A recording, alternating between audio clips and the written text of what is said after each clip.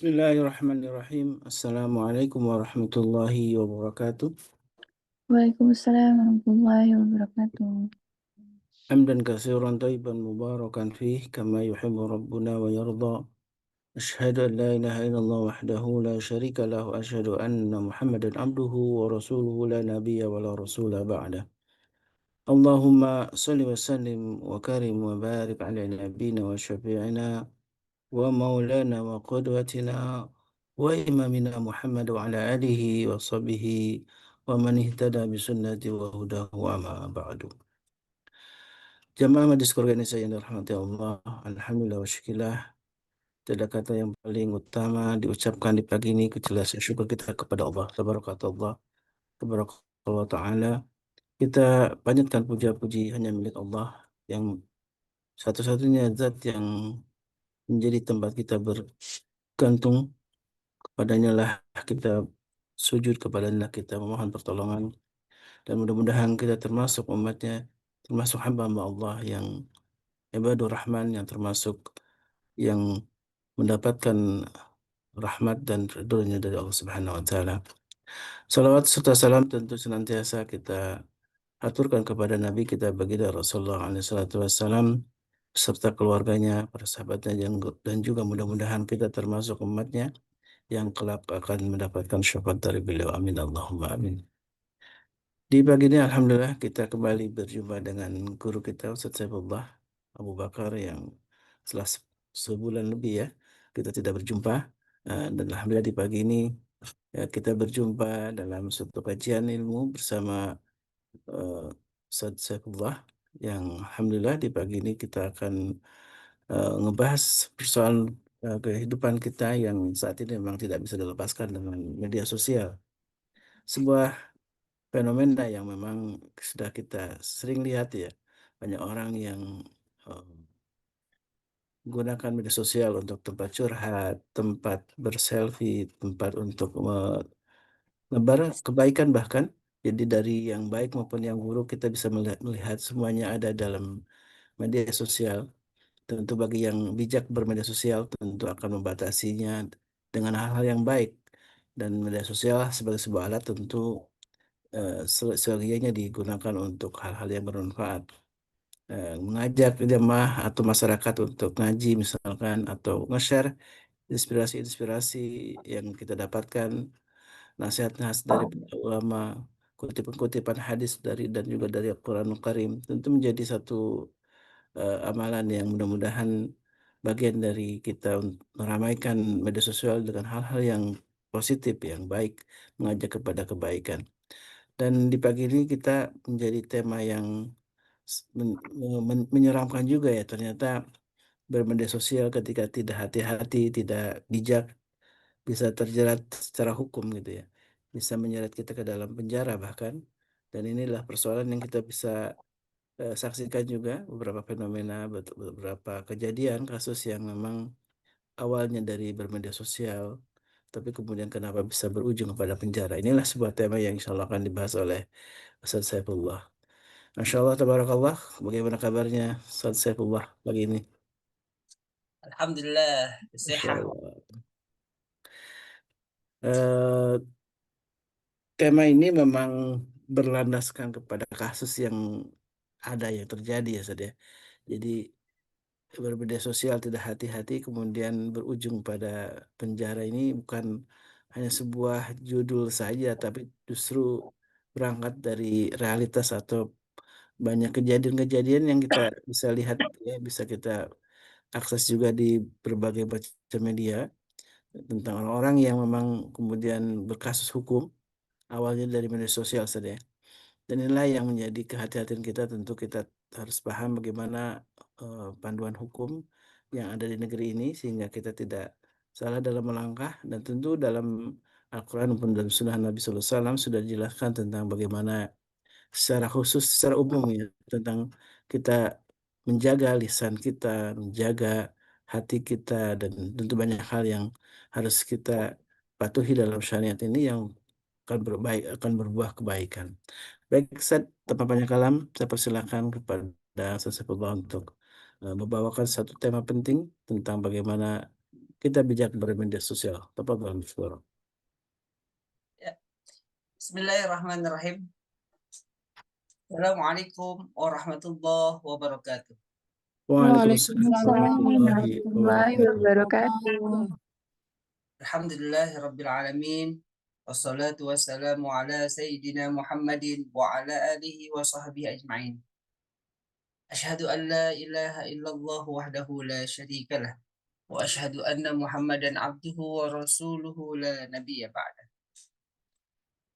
Alhamdulillah pada pagi hari ini kita dapat berjumpa kembali dalam kegiatan rutinan di Majelis Keluarga Indonesia yang Allah sediakan buat para jamaah yang istimewa, yakni jamaah di Majelis Keluarga Indonesia. Pada pagi hari ini kita akan berbicara mengenai hal yang sering terjadi nih. Hal yang sering terjadi di tengah-tengah kita. Nah, Bapak Ibu sekalian yang dirahmati Allah Subhanahu wa taala,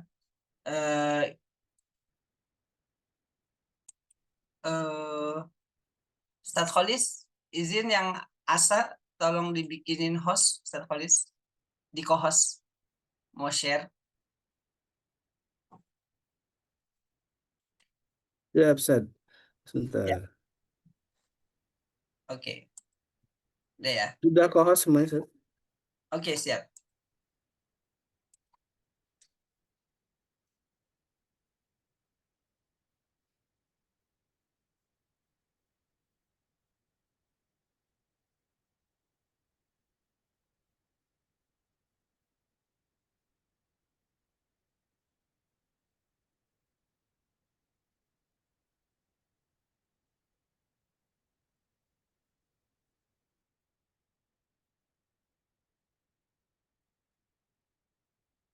Sudah masuk ya? Ya, Bapak Ibu sekalian yang dirahmati Allah Subhanahu wa taala.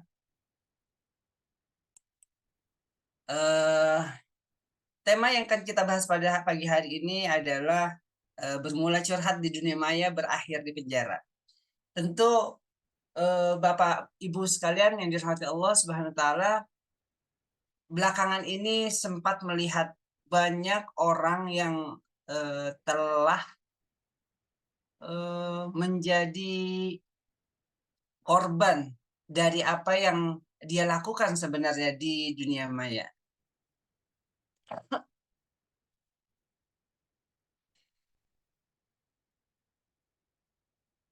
Sebentar. Saya stop dulu ya.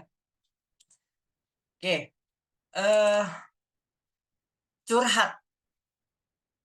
Kan kata depannya curhat tuh. Curhat apa curhat?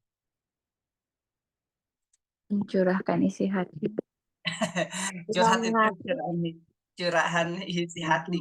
Entah itu siapa yang bikin tuh zaman dulu curhat.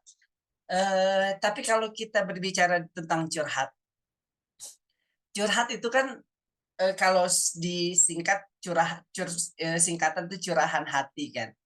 Itu seringkali dimaksudkan sebagai sebuah kegiatan yang di mana seseorang berupaya untuk mengeluarkan unek-unek, betul ya? Mengeluarkan unek-unek yang tersimpan di dalam hati. Itu biasanya curhat. Namun beda dulu, beda sekarang nih, Bapak Ibu semuanya. Dulu biasanya kalau saya ya, tapi ada yang lebih senior dari saya nih, ada Ibu Reni, ada Ustadz Kholis juga lebih senior dari saya nih. Dulu biasanya kalau orang curhat itu selain kerap kali dilakukan itu ke siapa sih? Ke orang-orang terdekat ya, bercerita kepada orang-orang yang terdekat.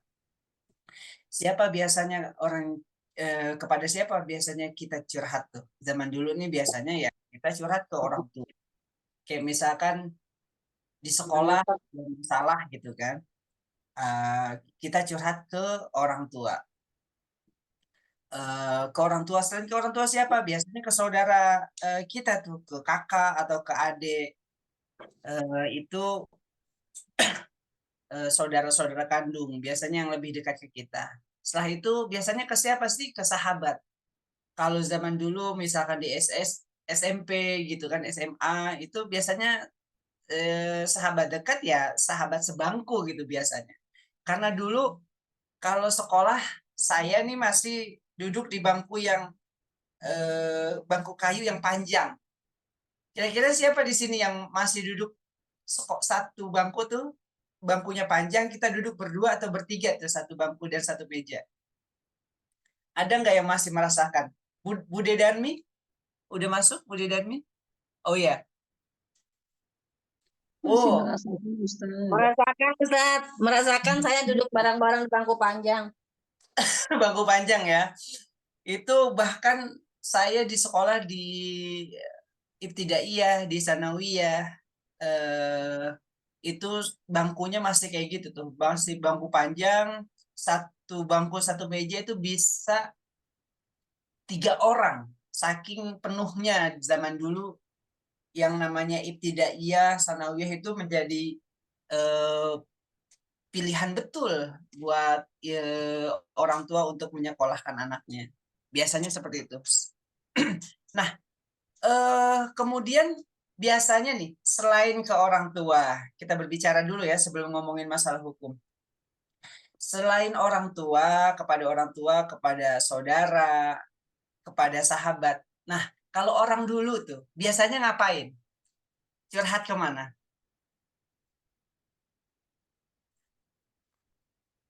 Bu Nadia mungkin? Buku diari Ustaz. Iya, Bu Erni, Bu Teti, Buku Ya, diary biasanya dulu mah dia curhatnya. iya curhatnya ke buku diary ya. Iya, Biasanya kita ada sebut kuncinya, ada Dear gemboknya gitu Diary Ustaz. gitu. Ini kalau Ada gemboknya, ada kuncinya gitu lah dulu mah. kalau kalau seperti ini kayaknya umur saya jadi bareng sama ibu-ibu nih semuanya. Iya, jadi zaman dulu itu kita biasanya selain ke orang tua, ke sahabat, ke apa namanya, ke saudara, itu banyak dari kita nulis tuh Dear Diary. Kita curhat ke buku diary, padahal diary-nya nggak pernah bisa ngomong ya. Nah, tapi ada juga nih orang-orang yang curhat lebih tinggi lagi nih. Orang yang curhat ke diary, dia memilih nulisnya sebagai menjadi bait-bait puisi. Cia. Siapa tuh yang bisa kayak gitu tuh? Ini kalau ada Ude ini, wah beliau nih pasti jago banget nih bikin puisi-puisi itu. Oh, Bunda Nadia bikin Saya puisi. suka bikin Ustaz, bikin puisi waktu SMA tuh. Ke koran waktu itu koran apa ya, Kuncung ya? Oh, bikin masuk ke koran. Iyalah, biar dapat Mantap. honor dikit buat jajan. Keren, keren. Nah, di zaman dulu tuh begitu ya. Iya Jadi betul. banyak kita itu lebih apa namanya bisa positif tuh, selain ke orang tua, saudara, sahabat, ada yang nulis diary, bahkan ada yang bikin puisi atau apapun itu, sebenarnya unek-uneknya dia tuh, dia pengen mencurahkan hati, akhirnya menjadi bait-bait kata yang bagus. Tapi Bapak Ibu sekalian, ada pergeseran nilai, ada pergeseran habituasi yang saat ini terjadi di zaman semua orang punya handphone, semua orang bisa mengakses internet dengan mudah. Bahkan pemerintah berlomba-lomba untuk menyiapkan menyiapkan wifi gratis di tempat-tempat yang ada di sekitaran pelayanan publik gitu, seperti taman, kantor-kantor pemerintahan. Nah, hal tersebut membuat kita semua sangat semakin dekat dengan dunia maya, betul ya? Alih-alih kita harusnya ketika kita punya unek-unek, kita punya masalah, ini kita kepada manusia, harusnya kita berceritanya ke siapa? Ya tadi, ke orang tua, saudara, sahabat. Tapi saat ini orang lebih senang membagi ceritanya ke dunia maya. Ini betul nggak yang kejadian seperti itu saat ini? Betul. Iya, Betul, betul ya. Mungkin nggak jauh-jauh, nggak usah jauh-jauh, mungkin di dalam rumah kita, jangan-jangan ada anak kita atau istri kita atau suami atau siapa itu yang lebih seneng curhat di status WhatsApp-nya, status Facebook-nya, dan tweet di Instagram, segala macam lah itu semuanya, daripada ngobrol dengan orang-orang yang jelas ada di sekitarnya. Nah, Bapak Ibu sekalian yang dirahmati Allah, hal tersebut ada salah satu indikasi di belakangan ini, orang-orang banyak yang terkena yang namanya trust issue. Apa sih trust issue? Dia sulit ini, kesulitan mempercayai seseorang yang ada di sekitarnya. Akhirnya dia lebih memilih curhat ke sahabat yang tak nyata sebenarnya. Siapa? Media sosial. Dia curhat di media sosial itu seolah-olah dia curhat kepada temannya. Itu yang saat ini terjadi. Dan mestinya kita dalam apa namanya? Dalam agama Islam selaku muslim, ya kita harusnya sudah memiliki rambu-rambu tersendiri sebenarnya, yang harus apa kita jalanin. Dalam hal apa? Dalam hal curhat. Nah, saya mau tanya nih ke Bapak Ibu sekalian, kalau sebagai muslim, yang pertama kali kita lakukan atau kita datangi untuk curhat, itu siapa Bapak Ibu? Harusnya mau. Allah. Harusnya Allah ya? Iya, kudu mah. Ya, sama Allah. Kudu nama, harusnya mah ke Allah dulu gitu ya. Allah Iya. dulu, Allah lagi, dan Allah terus gitu ya. Iya. Betul. Tapi ya salam. Apa namanya?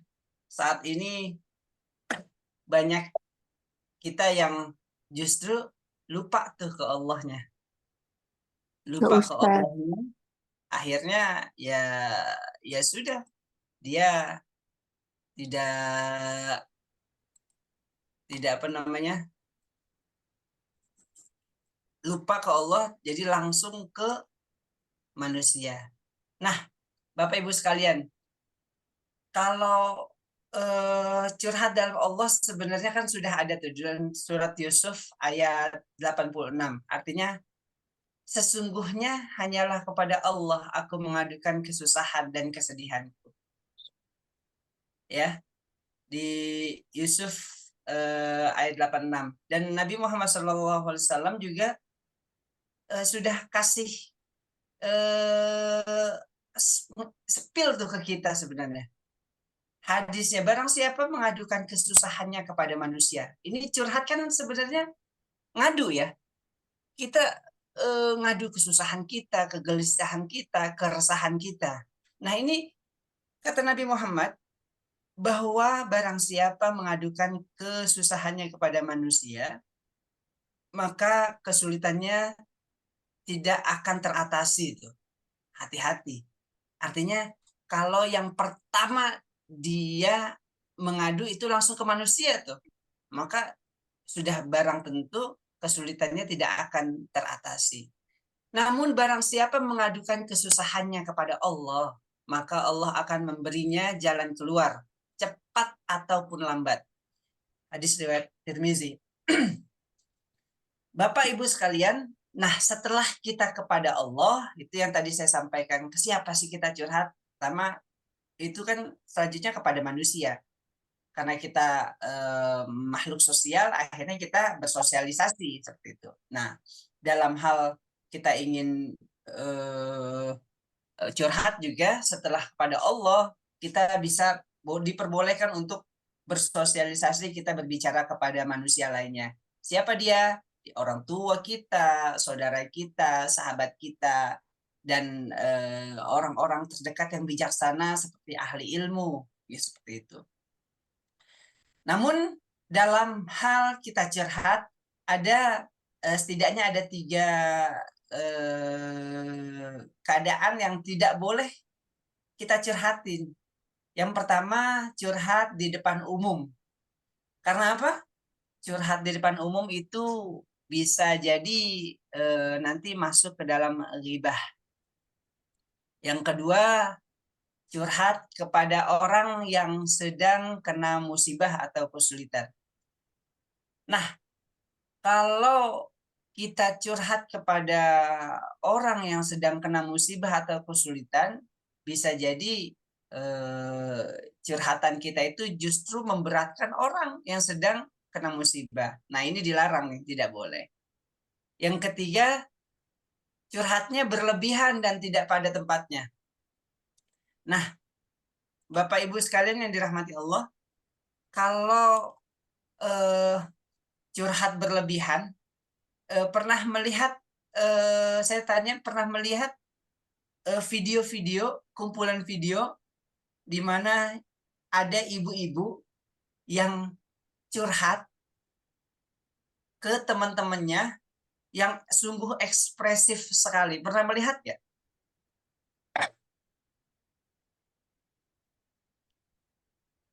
Bu Eni pernah lihat? Pernah. Bu Nadia pernah? Pernah. Ya. Jadi ada ibu-ibu yang curhat ngobrol ke temannya dengan mimik wajah yang sangat ekspresif. Nah, itu berlebihan itu. Padahal yang namanya curhat itu, yang pertama kan nggak boleh di depan umum, karena di depan umum bisa jadi. Yang kedua nggak boleh pada orang kena musibah. Yang ketiga nggak boleh berlebihan. Karena likulli maqamin maqalun. Di setiap tempat itu ada perkataannya masing-masing. Walikulli maqalin maqamun. Dan di setiap perkataan itu ada tempatnya. Jadi di setiap tempat ada perkataannya, dan di setiap perkataan, kata-kata, bahasa-bahasa itu ada tempat. Jadi kalau misalkan kita berbicara di depan orang-orang yang berpendidikan rendah, maka kita harus berbicara sesimpel mungkin dengan bahasa-bahasa yang seringkali mereka temui dalam kegiatan sehari-harinya. Lalu kalau kita berbicara di depan orang ahli ilmu, maka sebisa mungkin kita mengeluarkan pembicaraan dengan data-data yang kita miliki.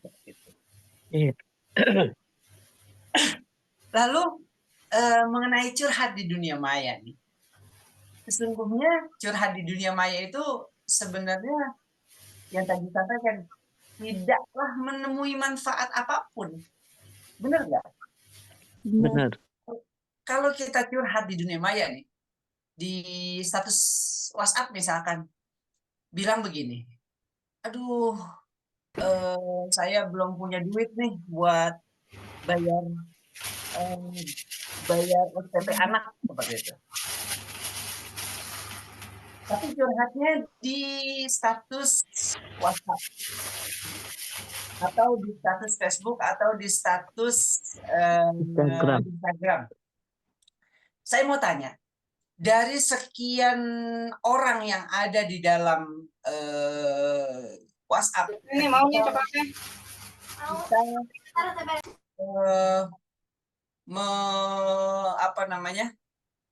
Ketika kita mengupload status tersebut, kira-kira siapa yang peduli, betul-betul peduli? Kira-kira siapa yang betul-betul peduli? Keluarga. Keluarga. Jadi sudah seharusnya justru bukan dunia maya dulu yang tahu, tapi keluarga kita dulu. Iya. Jangan sampai masalah-masalah itu keluar. Iya. Lalu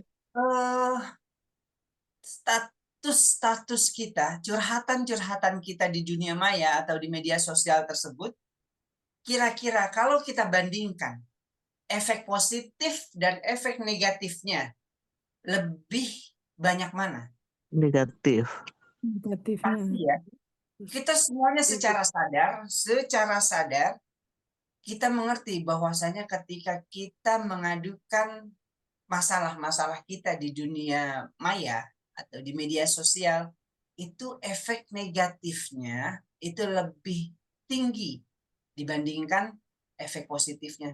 Tapi pertanyaannya, kenapa kita tanpa sadar seringkali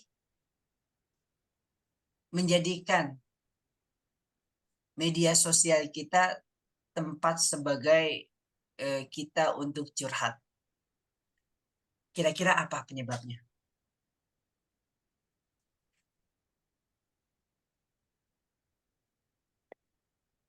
Penyebabnya adalah kekurang kariban kita, kekurang dekatan kita kepada Yang Maha Kuasa. Iya. Kalau kita dekat betul dengan Yang Maha Kuasa, kayaknya malu banget kita kita curhat ke media sosial. Karena setelah kita curhat ke Allah gitu, kita ngadu ke Allah, maka insya Allah jalan yang dikasih ke kita dari Allah itu salah satunya kepada orang-orang terdekat kita, orang-orang yang bijaksana. Allah kasih jalan ke sana. Tapi kalau yang pertama kali kita hadirkan dalam curhatan itu, yang pertama kali kita datangkan itu adalah dunia maya, media sosial, bisa jadi yang hadir ke kita bukan orang-orang yang bijaksana. Nah, ada dua hal. Yang pertama, ketika orang curhat ke media sosial bukan mendapat solusi, malah sebaliknya bisa menambah emosi. Setuju kan? Malah musibah. Malah musibah. Setuju ya? Setuju. Bapak Ibu sekalian, beberapa kali saya ditelepon, dihubungi teman saya. Yang pertama, ada seorang pemilik sekolah alam, yayasan yang sekolahnya itu di anak-anaknya itu kegiatan belajar mengajarnya itu dididik secara Islami betul. Lalu suatu waktu si istri pemilik yayasan tersebut mengupload status mengenai suaminya.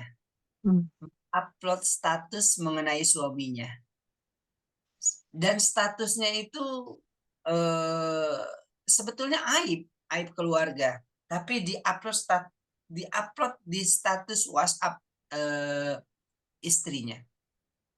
Nah, ketika istrinya mengupload status tersebut, ada wali murid yang membaca status tersebut.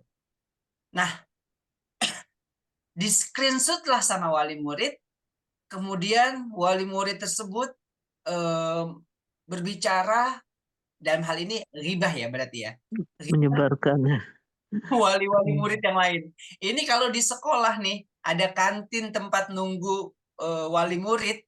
Bapak Ibu sekalian yang di sini nih, yang punya sekolahan, yang punya yayasan, yang punya lembaga pendidikan, kalau misalkan Bapak Ibu menyediakan tempat menunggu wali murid di sekolah, hati-hati tuh. Itu harus ditempel besar-besar, dilarang ghibah. Dan ada tulisan, bahaya ghibah begitu. Hukum ghibah seperti memakan bangkai saudaranya seperti itu. Nah, itu harus ditempel benar-benar karena bisa jadi awal dari ngobrol-ngobrol, ngumpul-ngumpul itu mulai ghibah, membicarakan aib orang lain. Nah, tadi kita balik lagi, status yang di-upload oleh sang istri dibaca. Kemudian akhirnya si wali murid ghibah kepada wali murid lainnya, sehingga kemudian wali murid mengirimkan surat mosi tidak percaya kepada pemilik yayasan, di mana anak-anaknya itu mengenyam pendidikan gitu. Dan masalah ini sudah menjadi masalah hukum akhirnya. Kemudian si kepala yayasan itu konsultasi ke saya dan akhirnya damai dan masalah ini sudah selesai gitu. Nah, itulah salah satu hal yang akan terjadi ketika seseorang curhat di media sosial, bukan mendapatkan solusi, malah sebaliknya, malah menambahkan emosi tuh. Awalnya kita kesal sama suami, ini malah kesel sama seluruhnya gitu. Seluruh keluarga besar di sekolahan tersebut, artinya guru, wali muridnya juga jadi membuat kita emosi seperti itu. Dan bahkan kalau suaminya tidak sabar-sabar itu bisa jadi perhara rumah tangga itu berlanjut ke masalah selanjutnya itu Bisa bubar. di pengadilan agama. Na'udzubillahi min Zalim. dzalik. Nah, selanjutnya lalu ada yang bilang begini, Bang, tapi saya setiap kali curhat di media sosial, Bang, itu malah alhamdulillah ada yang peduli sama saya gitu. Bapak Ibu sekalian, ini jebakan. Ini media sosial trap gitu. Jebakan media sosial. Artinya ketika seseorang nih atau kita mengupload status kita tentang kegundahan kita, tentang masalah kita. Dan kemudian dari unggahan tersebut, dari uploadan itu, ada pihak yang sepertinya peduli kepada kita, menanyakan kamu bagaimana, langsung diberikan nasihat. Tapi kalau kita betul-betul teliti, dari orang yang peduli dan orang yang tidak peduli itu lebih banyak orang yang tidak peduli. Tapi yang sampai ke kita itu orang yang peduli. Nah, inilah jebakannya sebenarnya. Kita tidak tahu bahwasanya sebenarnya dari status kita itu lebih banyak orang yang kontra, lebih banyak orang yang mencemooh, cuma tidak sampai ke kita. Itu menjadi konsumsi liar di belakang sana. Oleh karena itu, yuk mulai saat ini kalau kita upload status atau mengupload postingan itu sesuatu yang bermanfaat saja, yang bijak saja kita dalam bermedia sosial. Artinya jangan keluh kesah yang ada dalam diri kita menjadi konsumsi publik. Jangan sampai. Nah, yang jadi masalah lagi yang tadi itu yang istri mengupload curahan hatinya tentang suaminya yang notabene ada di dalam keluarganya. Lalu bagaimana dengan seseorang yang curhat mengenai pihak lain di luar sana? Bukan di dalam keluarga nih. Bukan diri sendiri, bukan di dalam keluarga, tapi orang lain.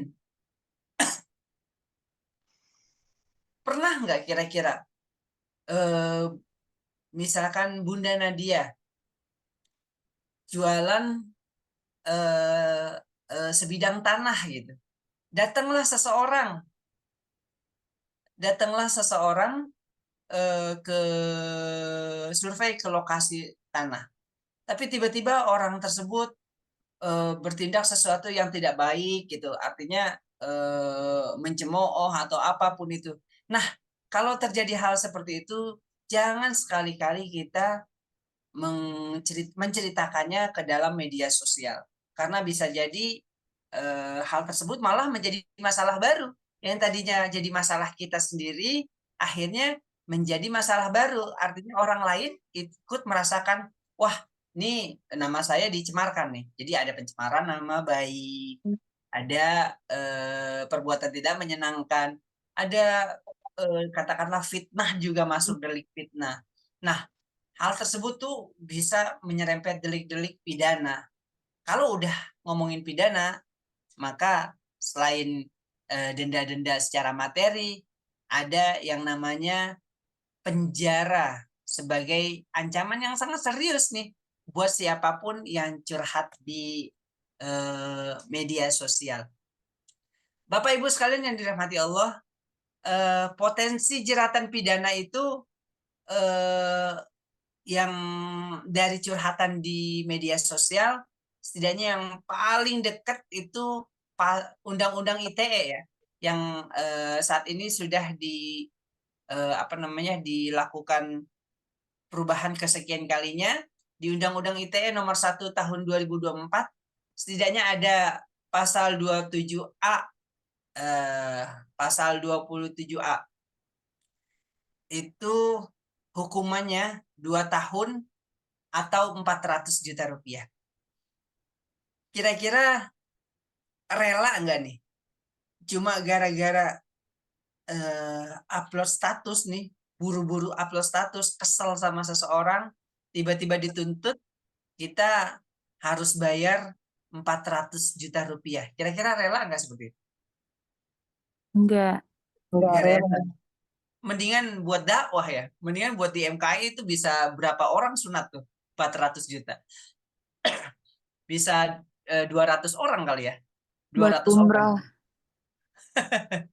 Terus pasal 27B, hukumannya 6 tahun. Penjara 6 tahun, bayangkan.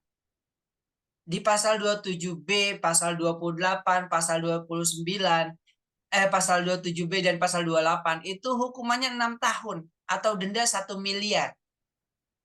Sementara di pasal 29 itu hukumannya 4 tahun atau denda 750 juta. Tentu kita masih ingat tentang curhatan orang-orang yang belakangan ini dia curhat mengenai perilaku. Ada seseorang pegawai karyawan salah satu perusahaan legal, malah perusahaan legal, yang dia curhat kepada media sosial. Waktu itu kalau nggak salah di Twitter ya. Curhatnya ada bosnya itu yang sangat terkenal dalam membuat akta-akta perusahaan yang sangat cepat dan sangat simpel. Di mantan karyawan itu curhat karena di jam 11 malam itu kalau nggak salah, mantan bosnya itu masih jadi bos ya, itu mengirimkan paparan mengenai marketing plan tentang strategik pemasaran jasa begitu kan. Tapi tidak ada yang menggubris karena sudah malam gitu, karyawannya nggak ada yang menggubris. Akhirnya itu sampai di grup call, seluruh karyawannya itu di grup call, ayo gubris jam 11 malam gitu. Pertama itu. Yang kedua, karyawan tersebut juga curhat mengenai gajinya yang tidak dibayar-bayar gitu kan. Terus kemudian curhat mengenai kerja 24 jam seperti itu. Ya karena ditelepon terus gitu, harus standby. Nah, hal tersebutlah kemudian pihak bosnya kemudian memperkarakan mantan karyawannya dan akhirnya dipenjara, berakhir penjara 2 tahun. Jadi permasalahan atau yang apa namanya yang kita bicarakan hari ini jangan dipandang sepele, karena jangan sampai kita merasakan dari akibat ketidakbijaksanaan kita akhirnya mendapatkan ganjaran seperti orang-orang yang pernah dipenjara gara-gara curhatannya di media sosial. Bapak Ibu sekalian dirahmati Allah Subhanahu wa taala, saya menyampaikan bahwasanya kalau kita punya masalah, maka berbijaklah. Jika ada masalah, berbijaklah. Artinya apa? Tidak semua kasus atau masalah itu harus diviralkan. Camkan ini ya. Jangan sampai kita lagi-lagi terjebak nih sama pepatah no viral no justice. No viral no justice. Seolah-olah kalau kita sudah mengamini itu no viral no justice, seolah-olah nih satu-satunya jalan menuju keadilan itu cuma viralitas. Kira-kira sempat gak nih kita mengamini itu? Wah, kalau nggak viral mah emang susah nih begitu di negeri Konoha gitu.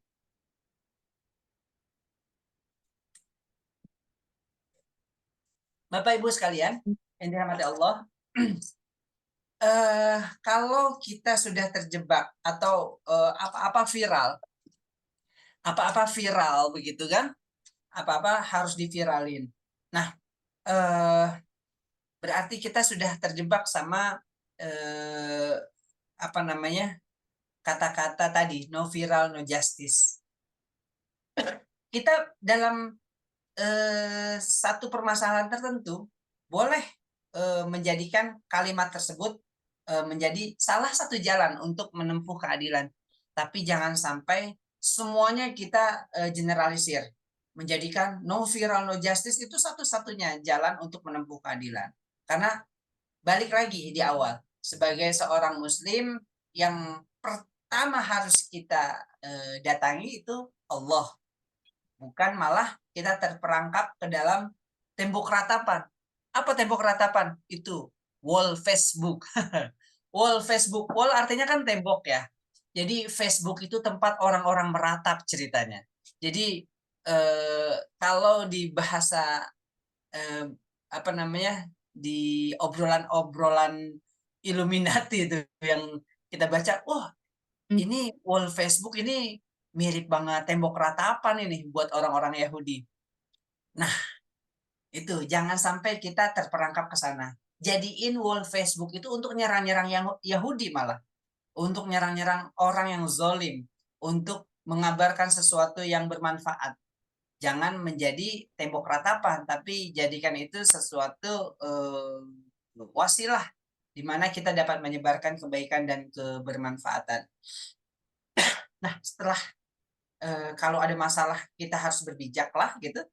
Setelah kita ke Allah, baru kita konsultasi kepada orang-orang yang bijak.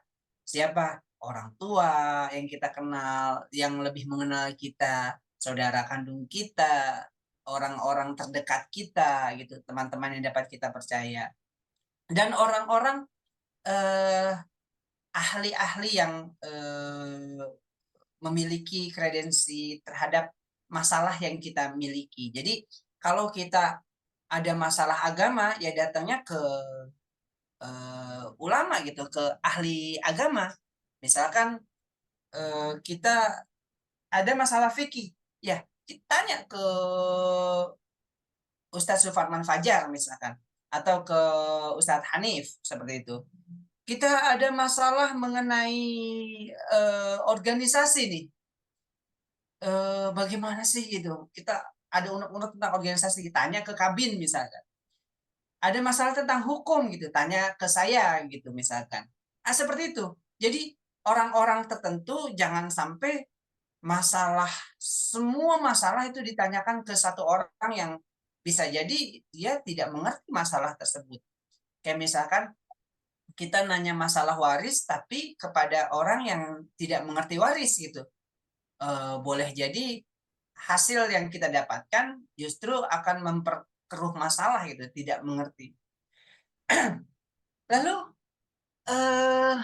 ada pertanyaan, Bang, terus gimana dong Bang? Kalau misalkan kita ini udah terlanjur curhat ke media sosial yang curhatnya tentang seseorang lah. Ada 4 hal kalau udah terlanjur. Yang pertama, kita harus bertobat. Ya tobat, kita udah ngomongin orang. Yang kedua, hapus postingan tuh, hapus semua postingan tentang orang-orang yang tadi kita bicarakan. Yang ketiga, meminta maaf. Yang ketiga itu meminta maaf. Meminta maaf. Yang keempat itu berkonsultasi ke ahli hukum jika terlanjur menjadi perkara. Itu yang yang dapat saya sampaikan pada pagi hari ini. Sekali lagi, marilah kita berhati-hati terhadap media sosial kita. Jadikanlah media sosial itu sebagai tempat kita menebarkan kebermanfaatan, menebarkan kebaikan. Ya, kembali ke Ustadz Khalis, tafadhol, Ustadz Khalis. Baik, alhamdulillah, syukurlah Ustaz Saifullah yang sudah berbagi ya pengalaman, berbagi inspirasi dan juga tentu kehati-hatian kita dalam bermedia sosial menjadi faktor penting kita untuk menemukan satu keseimbangan hidup sesungguhnya ya. Jangan sampai curhatnya kepada orang yang nggak dikenal malah ya. Media sosial kan kebanyakan nggak dikenal sama sekali ya.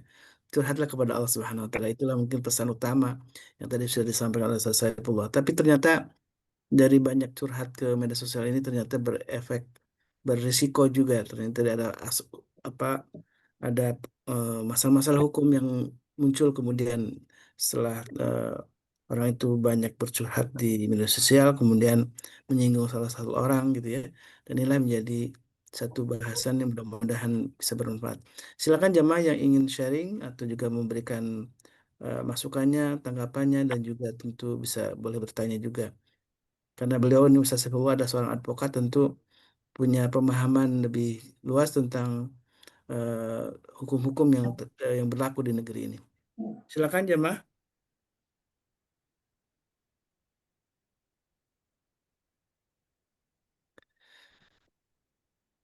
Dan tadi yang juga diingatkan, jadikanlah media sosial kita untuk kebaikan ya, Ustaz ya.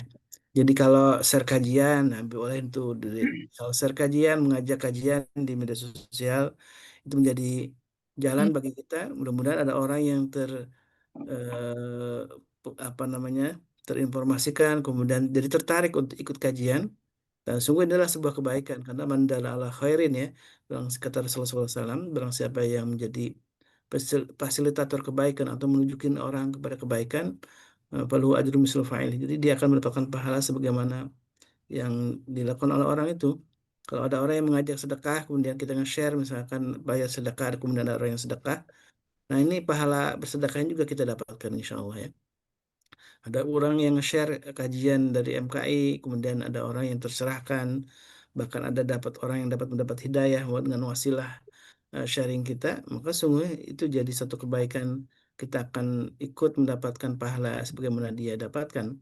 Sungguh amalan atau cara-cara menambah pundi-pundi amal yang sangat mudah sekali saja dengan cara seperti itu. Sesungguhnya manusia lebih memungkinkan untuk itu karena jangkauan yang lebih luas gitu kan.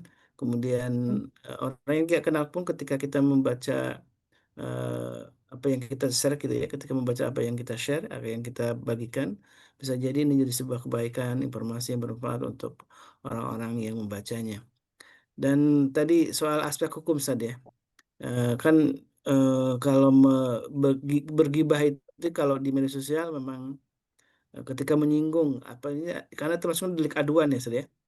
Delik aduan. Jadi kalau memang tidak mengadu si yang orang bersangkutan ya akan tidak terkena delik hukum gitu, tidak ada masalah. Tapi kalau yang berkaitan dengan eh, gibahnya kepada sosok pejabat, pejabat publik, apakah ada satu hukum yang memang itu bisa dipersoalkan oleh bawahannya atau mungkin konstituennya? Nah, itu gimana, Sad, kalau secara Ya, hukum?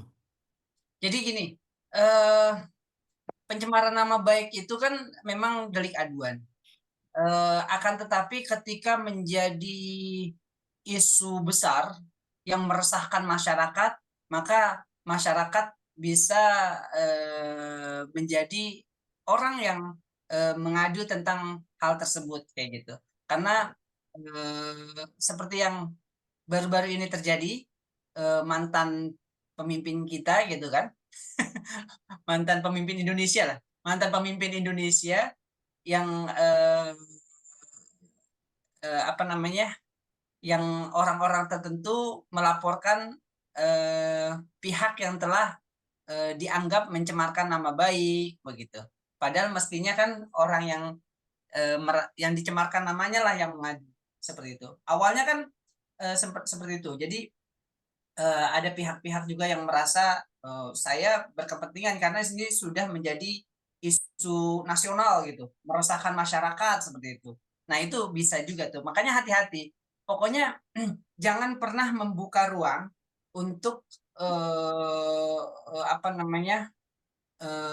Masalah pidana gitu. Meskipun delik aduan, ketika hal tersebut bisa meresahkan gitu, bisa jadi ini menjadi bergeser menjadi pidana murni seperti itu kan, seperti yang pernah terjadi.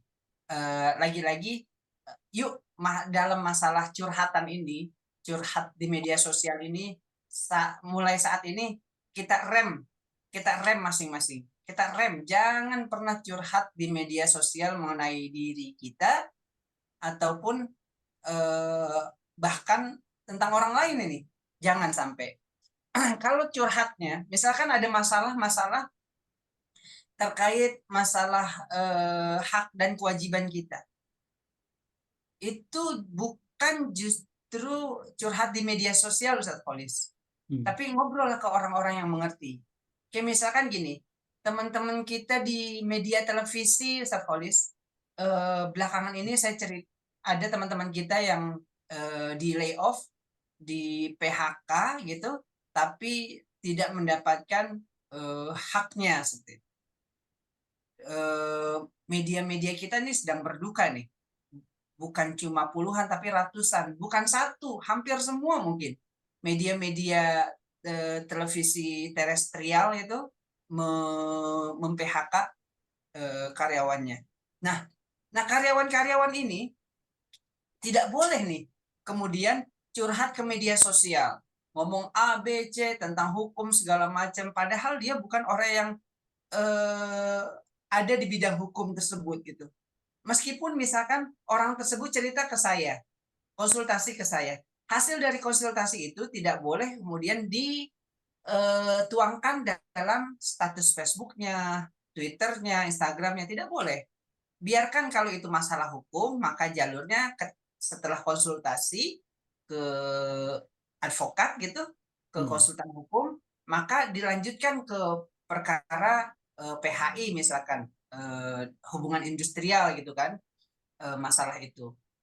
Pun masalah-masalah lainnya, jangan pernah ketika setelah kita apa namanya, curhat ke konsultasi ke orang-orang yang ahli, hasil konsultasi itu justru diupload. Dan jangan juga seperti itu.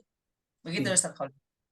Tapi tadi yang ada satu keyakinan tadi kalau nggak viral nggak jadi ada tanggapan saya ini. Ini yang memang sering dikeluhkan oleh juga banyak orang yang bermasalah ketika dia mengadukannya secara resmi gitu kalau tidak ada tanggapan.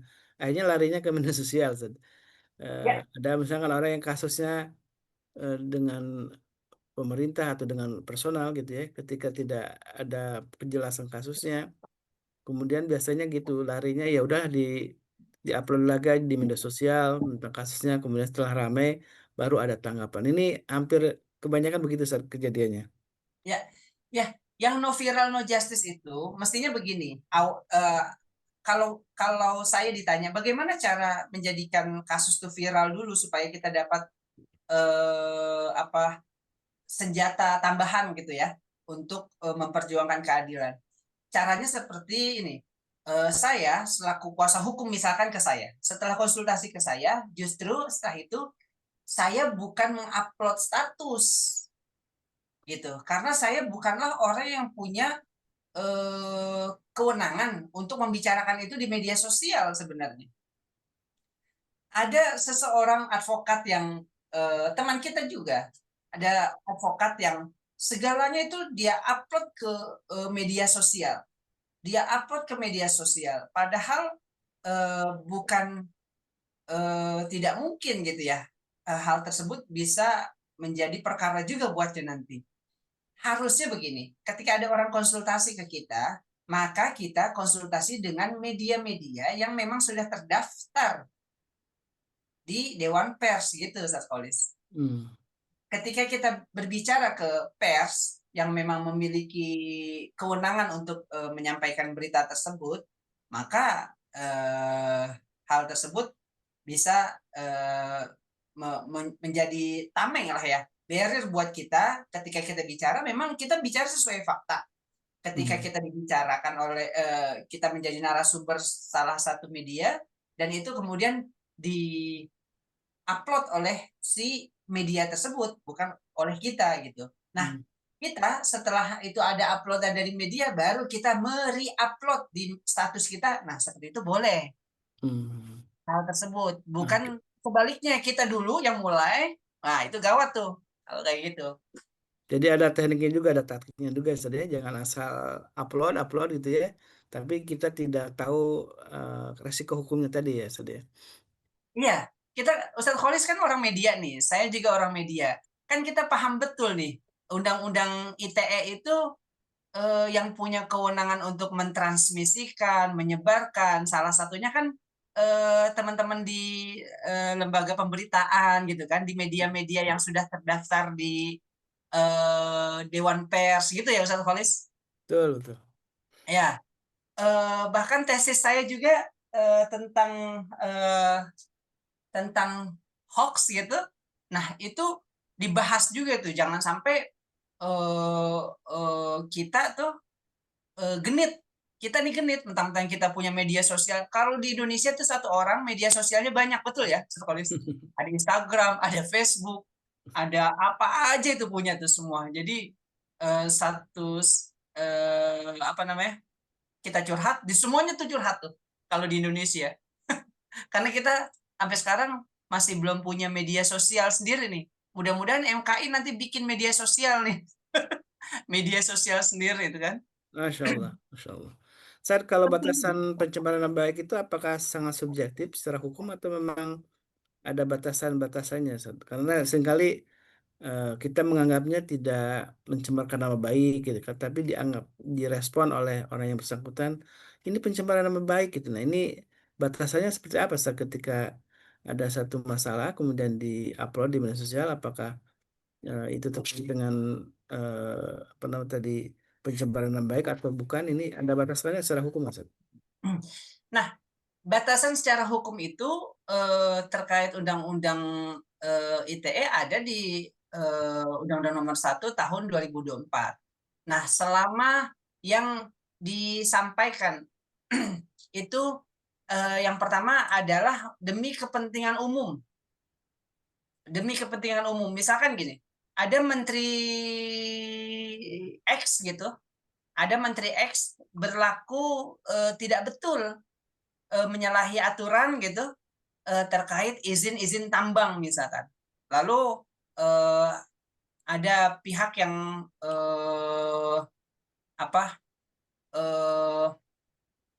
mengatakan mengupload kegiatan tersebut. Kalau selama itu untuk kepentingan umum, maka itu menjadi pengecualian. Itu tidak masuk ke dalam pencemaran nama baik seperti itu, karena ini mengungkapkan fakta untuk kepentingan umum seperti itu, Ustadz Kholis. Yang kedua terkait pembelaan pribadi gitu. Kalau terkait pembelaan pribadi itu maka tidak menjadi kena delik. Kayak misalkan begini, ada seseorang mengatakan kita menuduh saya misalkan, menuduh saya sebagai pengedar narkoba misalkan kayak gitu. Nah, itu kan sebenarnya kalau kita mau main emosi, kita langsung laporkan bisa aja itu ya. Tapi bisa jadi kita justru karena kita tahu kebalikannya nih, kita tahu yang faktanya, kita punya bukti yang faktanya. Kita ada yang orang memilih mengkonfirmasi atau mengklarifikasi masalah tersebut di media sosial lagi. Bahwasanya saya tidak pernah menjadi kurir narkoba gitu kan. Akan tetapi sebetulnya orang yang menuduh itu dia adalah pemakai narkoba, pengguna narkoba. Buktinya adalah A, B, C. Nah, itu kan pembelaan saya gitu. Nah, itu ketika misalkan saya dilaporkan terkait pencemaran nama baik yang telah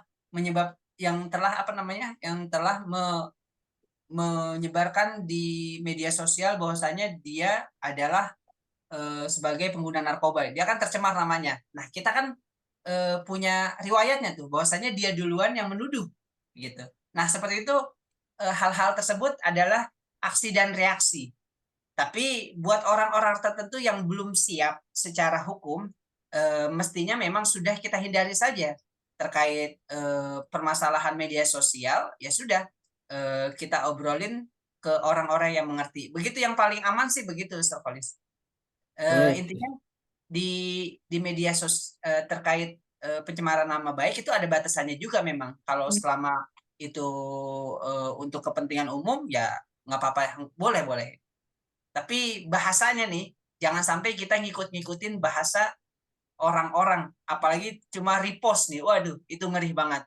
Bisa jadi isinya itu salah, kita repost ternyata orang yang di bawahnya misalkan yang nulis siapa, dia tidak pernah nulis itu gitu. Nah, itu gawat. Karena kalau dosa gibah itu luar biasa, Saudara ya. Tidak diselesaikan di dunia, ini di akhirat tetap akan menggerogoti amal kita kan. Akan diminta pertanggungjawaban untuk mengembalikan dosa itu dan kepada pemiliknya, dan kita akan diminta pertanggungjawaban di hadapan Allah. Silakan Ustadz, izin Nadia, boleh tadi bertanya, sudah Ustadz? resen. Iya, Ustadz. Assalamualaikum warahmatullahi wabarakatuh. Waalaikumsalam warahmatullahi wabarakatuh. Ustadz, ini kan kita ini ya, terutama kaum hawa lah ya. Kalau misalnya ngobrol atau ada apa-apa berita, misalnya berita biasa aja di screenshot gitu punya temen, terus ya di-share ke temen lah, di-share lagi, dipajang lah di mana di status kayak gitu lah, tanpa ada izin gitu. Terus kan itu jadi kebiasaan gitu, hal-hal yang biasa, kata-katanya mungkin tidak rahasia, tapi ada orang yang mungkin tidak suka obrolannya di-share, itu gimana Ustadz? Assalamualaikum. Ya, terima kasih Bunda Nadia. Benar ya Bunda Nadia ya? Iya. Betul Ustadz. Oke, terkait kebiasaan orang-orang yang ketika chat gitu, terus dia screenshot, dia dia kirim lagi ke orang lain, ini menjadi kebiasaan yang tidak baik sebenarnya. Dan kalau misalkan di situ ada hal yang tidak mengenakan, secara perkara sih kan boleh, bisa-bisa saja gitu untuk membuat jerak. Cuma baiknya dalam bersosialisasi di awal kita disclaimer nih ke orang-orang tersebut. Misalkan Bunda di grup Bunda, misalkan di grup. Sebelum memulai pembicaraan langsung disclaimer dulu. Izin Bunda semuanya, pembicaraan kita ini tolong jangan ada yang screenshot dan reshare ke grup-grup sebelah ya, nggak boleh ya gitu. Meskipun ini bukan pembicaraan rahasia tapi jangan ya gitu. Itu disclaimer aja dulu gitu Bunda. Salah satunya sih gitu. Karena salah satu jalannya ya. Karena gimana ya? Kebiasaan itu udah masuk ke otak tuh. Kebiasaan-kebiasaan tersebut udah masuk ke otak. berarti dilawan dengan habituasi lain, dengan kebiasaan lain. Seperti apa? Ya kita susah sedikit lah di awal kita omongin seperti itu, begitu, Bunda. Nah, kalau kita tidak mulai dari awal gitu, bisa jadi ntar ada pihak-pihak yang iseng screenshot gitu kan. Di-share lagi begitu. Jangan seperti itu. Kan bermedia sosial itu ada adab dan etikanya sebenarnya. Ketika misalkan kita memakai produk orang lain, kita memakai kata-kata orang lain. Kalau di jurnalis ya, Ustadz Kholis, kita biasa ya, misalkan meminjam istilah siapa gitu kan, karena kalau memang istilah si ini gitu. Atau kemudian kita melampirkan pembicaraan orang. Di awal kita ngomong sesuatu, nah ini kita lampirkan pembicaraan atau tulisan orang lain. Tapi kita lampirkan, jangan seolah-olah ketika kita mengupload status itu menjadi seolah-olah kita lah yang membuatnya gitu. Padahal kita tidak memiliki kemampuan itu atau bukan kita yang membuat gitu, tapi seolah-olah menjadi punya kita seperti itu. Nah, seperti itu Bunda. Nah, Kalau ada untuk screenshot kajian ini silakan ya, di screenshot sambil mengajak halal kalau screenshotnya Ustadz Saifullah nih kajiannya, dan silakan di-share ke jamaah lain atau ke orang-orang terdekat untuk ikut juga terlibat, ikut hadir dalam kajian ini. Silakan. Bunda Tati, silakan. Assalamualaikum Ustadz, izin bertanya. Waalaikumsalam warahmatullahi wabarakatuh.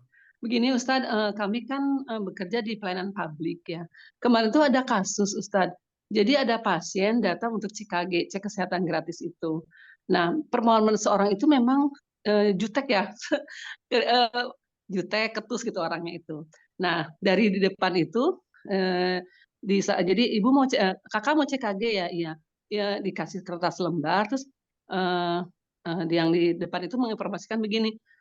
Kakak nanti ke lab dulu, dari lab ke ruang gigi, ke poli gigi, dari poli gigi ke poli KIA gitu. Rupanya dia hanya mendengar yang belakangnya aja poli KIA gitu. Nah, terus dia datanglah ke poli KIA, ke poli saya. Pas di poli saya itu kan saya memang sedang di depan laptop, jadi pelayanan itu teman rekan sejawat saya. Nah, kemudian dia ketemulah sama teman sejawat itu, dan saya mendengar gitu. Kata teman gini, oh kakak ini belum ke belum ke poli laboratorium dan poli gigi ya? Iya. Nah ini jawabnya gini, iya kan dari depannya harus ke sini, ke poli KIA katanya gitu. Memang begitu itunya, nadanya gitu. Baik kakak, jadi alurnya adalah harus ke laboratorium dulu, kemudian ke poli gigi, baru ke kami ke KIA gitu. Gimana sih informasinya nggak jelas? Kak bisa tenang dulu nggak gitu kan? Teman saya bilang gitu kan. Nah gitu. Bisa nggak Bu? Bisa nggak Bu di sini dulu kata gitu.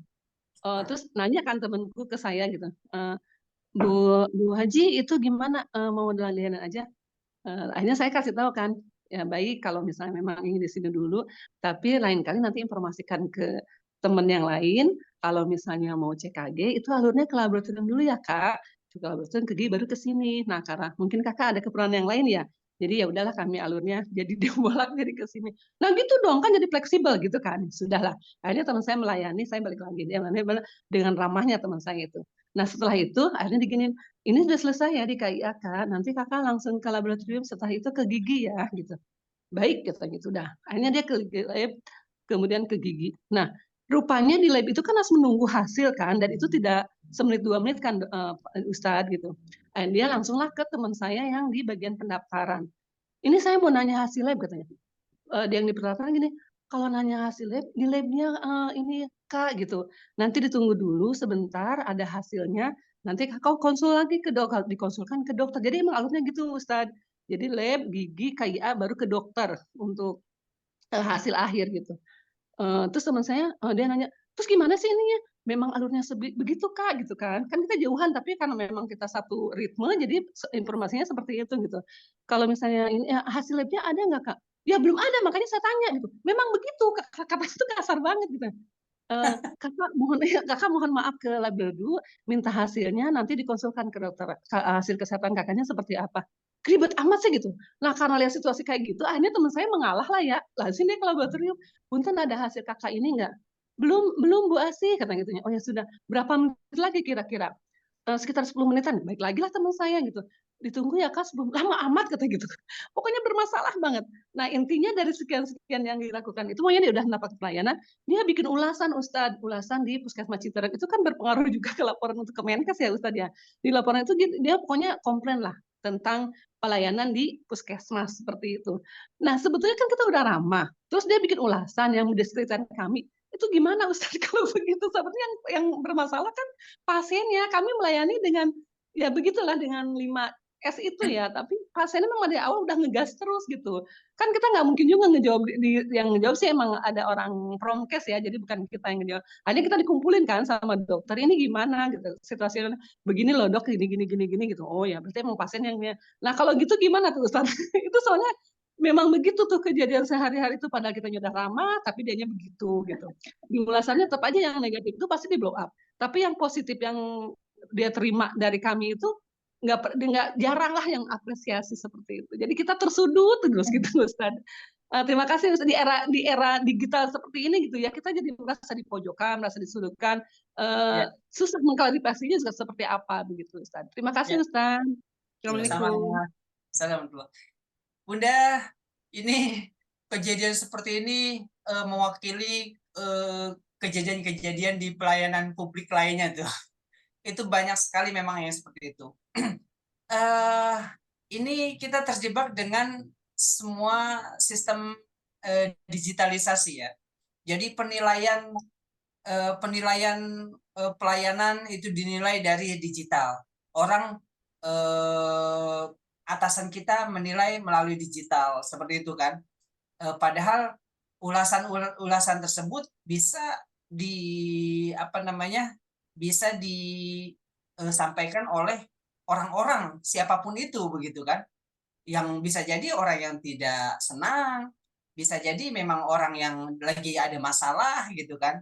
Mestinya sih memang digitalisasi ini bukan memperumit tapi harusnya mempermudah, harusnya seperti itu. Nah karena terjebak dari skema digitalisasi yang saat ini harus kita lalui, maka saran saya sih memang kalau dalam hal tersebut kita menyiapkan payung-payung sebelum hujan datang. Katakanlah itu hujan ya, walaupun hujan sebenarnya berkah. Kalau ini sebelum masalah datang kita harus udah siapin dulu nih hal yang bisa menangkal masalah tersebut. Misalkan begini, di ruang ini salah satu solusi solusi praktis ya. Di ruang pendaftaran itu Bapak Bunda di puskesmas sudah ada semacam flyer yang berdiri gitu di atas, misalkan standing mica ya kecil gitu di atas ruang pendaftaran, alur yang sangat simpel gitu. Untuk pemeriksaan setelah ini ke sini gitu. Begitu. Karena tidak semua orang mampu menyerap informasi secara pendengaran gitu, secara linguistik gitu. Tidak semua orang. Ada orang-orang tertentu yang lebih mampu menyerap informasi melalui visual seperti itu kan. Wah, ada Ustaz Dodi. Ya misalkan tadi waktu disampaikan Ibu, nanti dari sini Ibu ke lab, dari lab ke B, dari B baru ke C ya Bu, tapi dia dengarnya yang C langsung ya. Bisa jadi yang ketika A dan B, si orang tersebut entah sengaja atau tidak sengaja, dia tidak mendengar begitu, akhirnya dia datang yang C, mendengar yang C aja gitu. Jadi seolah-olah saya itu benar gitu. Dia tidak merasa salah Bunda, di saat itu dia tidak merasa salah. Tapi yang tadi saya sampaikan, salah satu cara gitu buat puskesmas, buat tempat-tempat pelayanan, itu ada alur-alur secara visual. Meskipun ada alur-alur secara visual, diperkuat lagi dengan alur secara linguistik gitu ya. Misalkan di meja pendaftaran tadi, Bu, kakak ini tolong setelah ini kakak ke A, setelah itu ke B, setelah itu ke C, seperti itu. Atau kakak bisa lihat nih di alur ini, bisa kakak foto biar kakak ingat begitu. Nah, itulah salah satu cara-cara untuk menghindari permasalahan kayak tadi gitu. Nah, itu yang pertama. Yang kedua, rekam dari CCTV itu kan menjadi sebuah bukti juga bahwasanya pada kejadian yang salah bukan teman-teman dari pihak-pihak pelayanan tadi gitu. Tapi yang salah dalam hal ini adalah si pasiennya gitu kan. Nah, kalau seperti itu maka ditulislah benar-benar kronologisnya sesuai dengan buktinya. Setelah itu klarifikasi kepada pihak atasan yang telah menegur puskesmas dalam hal pelayanan terkait adanya ulasan yang tidak baik. Seperti itu Bunda, mudah-mudahan bermanfaat. Baik, alhamdulillah. Ini memang Ya, ada Ustaz Dodi di Terima kasih Ustaz. baik. Memang soal di media sosial ini banyak hal-hal yang ketika kita tidak arif untuk menyikapinya bisa menjadi berbuah konflik ya Ustaz ya. Kemudian Iya. saling memojokkan, kemudian seringkali kita menemukan banyak hal yang memang tidak mengenakan justru karena dari omongan-omongan yang awalnya biasa tapi kemudian menjadi berujung panas gitu ya. Mudah-mudahan apa yang kita bahas ini menjadi pengingat untuk kita. Lagi-lagi kita bijak dalam bermedia sosial dan jadikanlah media sosial untuk justru wasilah untuk dakwah kita. Bagian karena dakwah sosial tetap dibutuhkan karena banyak sekali dakwah-dakwah konten-konten dakwah yang sesungguhnya bisa di-share lebih luas dengan menggunakan media sosial. Dan kalau kita lihat para guru kita pun sudah punya media sosial ya, ada di TikTok, ada di Instagram, juga ada di Facebook. Dan kalau guru-guru kita menjadikan media sosial sebagai sarana untuk dakwah. Nah, apalagi ini ada Ustadz Dodi Al-Jambari yang alhamdulillah aktif beliau di media sosial juga untuk memberikan inspirasi kepada pembacanya dan followernya juga untuk tetap menjadikan media sosial sebagai sarana dakwah untuk kita. Dan kita walaupun bukan ustadz, kita bisa memanfaatkan media sosial untuk juga dakwah dengan cara share kajian-kajian dari guru-guru kita atau mungkin kutipan-kutipan inspirasi yang bermanfaat kita tuliskan atau kita jadikan status gitu ya. Mudah-mudahan itu juga walaupun hanya terkesan sangat simpel, sangat sederhana, sepele gitu ya, tapi sesungguhnya bisa jadi ini sebuah kebaikan untuk kita semua dan juga jadi memberikan inspirasi untuk orang lain. Baik jamaah yang dimuliakan Allah, alhamdulillah wa syukurillah kita sudah menuntaskan suatu pembahasan penting bagaimana bermedia sosial dan jangan sampai berujung penjara gitu ya.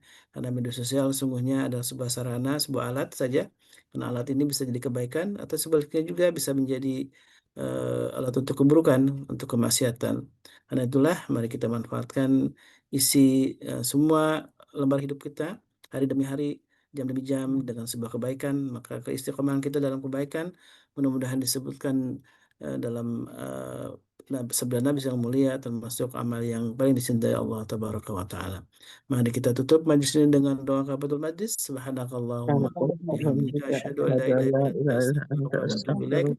Alafu minkum hadana wa iyyakum. Assalamualaikum warahmatullahi wabarakatuh. Waalaikumsalam warahmatullahi wabarakatuh. Jazakallah, jazakumullah. اللهم ارحمنا بالقرآن واجعله لنا إماما ونورا وهدى ورحمة. اللهم ذكرنا منه ما نسينا وعلمنا منه ما جهلنا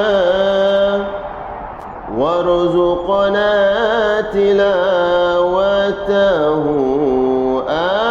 آناء الليل وأطراف النهار